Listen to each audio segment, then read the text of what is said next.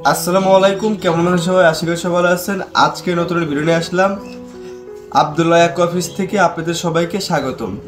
আজকে আমার হাতে দেখতে পাচ্ছেন যে ব্রিডিং বক্স।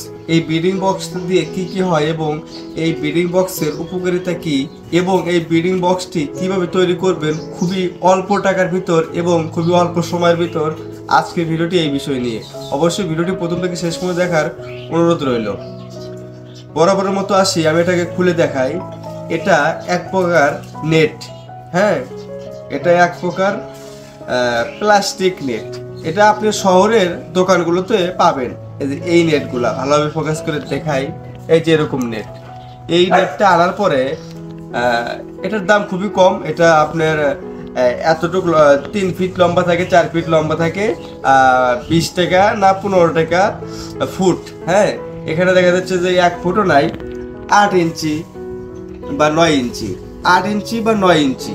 এটা আমরা সুন্দর করে এইদিকে 10 ইঞ্চি, এইদিকে 8 ইঞ্চি নিয়ে গোল করে এই দিক দিয়ে মানে একটা মানে সুতা ঢুকাইয়া এটা আমরা গেরো দিয়ে নিছি। হ্যাঁ, গেরো দিয়ে নেওয়ার পরে এই পাশেও ফাঁকা, এই পাশেও ফাঁকা। এখন কি করব?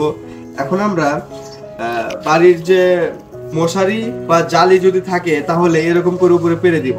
কাছে আসো, পেরে দিব। হ্যাঁ, এরকম পেরে দেওয়ার পরে আমাদের বাসায় তো যারা মাছ রঙিন মাছ পালন করে থাকেন, রবার থাকে, রাবারটা এর উপরে আস্তে করে এইভাবে দিয়ে দিব।